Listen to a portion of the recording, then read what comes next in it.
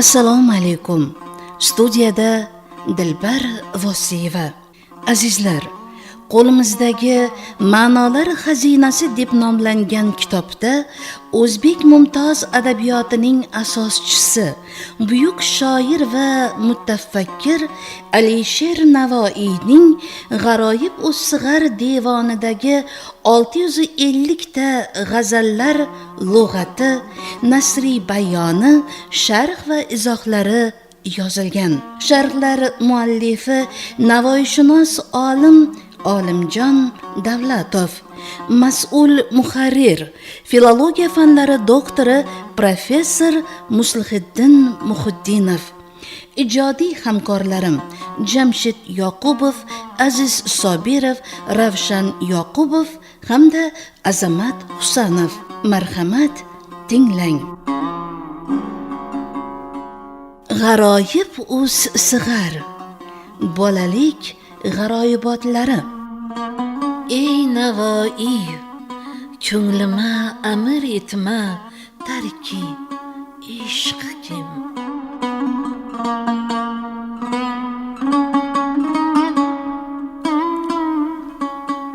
Ul pari paygar ki, hayron bo'lmish insijon anga. Kimki hayroni emas, men telbamin hayron anga. Ni ajab, parvonadek kuysam yuzi sham'ig'a kim, ko'p bo'lib men vasl umidi birla sargardon anga. Toyiri hajring buzuq, ko'nglimni kim qilmish vatan. Cho'zdikdur kim nishiman, keldi bir bayron anga. Hajrda taxt ko'ngil, qon bog'lagan dindur nishon. Nomai shavqum ki tim tomdi ko'zdin qon anga. Tirbaroni g'aming ko'nglimga kim yog'di erur. Har tarafdin barqi ofat lam'ai paygon anga. Otashin gul chunki bulbul kuydirur yuz vajh ila. Ni osiq faryodu afg'on birlaming daston anga. Ey Navoiy, ey Navoiy, ko'nglima amr etma, tarki ishq kim. Ul samandar durdurur, emas ut furqati imkon anga.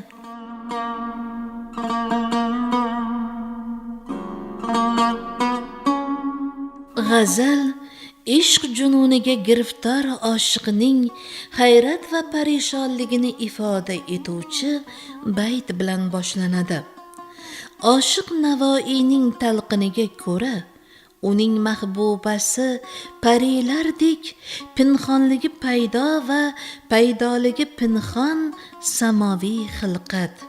Shu bois faqat bashar jinsidan bo'lgan oshiqlargina unga shaydo emas, balki g'ayb olamidagilar ham beqiyos zeboligidan hayratga tushganlar.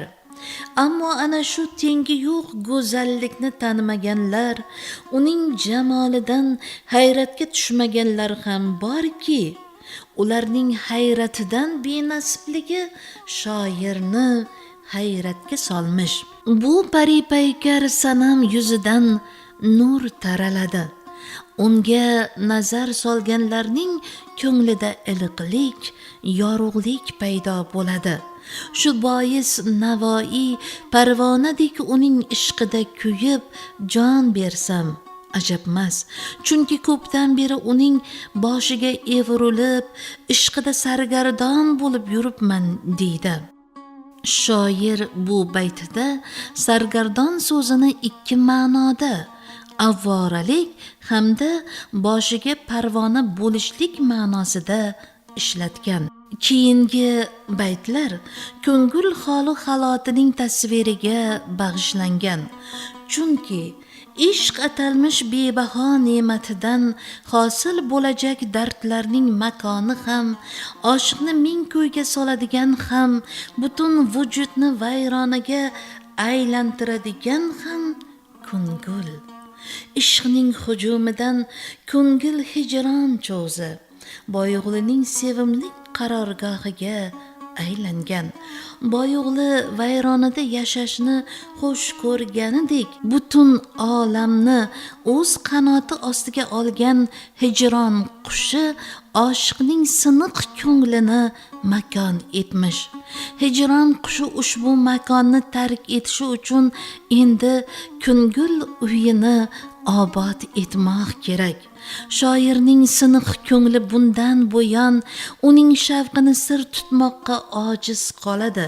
Hijron oshibini izhor etishga chog'lanib maktub yozganida ko'zidan qon tomadi va bu qon yig'lashlar hijronda qolgan ko'ngilning qavat-qavatida qon bog'lanib qolganidan nishonadir.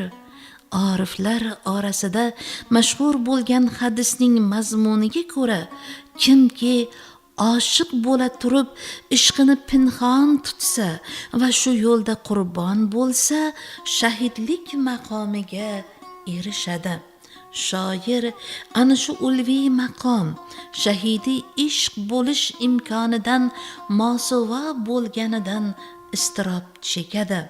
Sirning bunday el orasida yoyilishi, oshkor bo'lishi imkonsizlikdan, negaki ishq dardiga giriftor bo'lgan ko'ngil endi g'am o'qlarining nishoniga aylanib qolmish.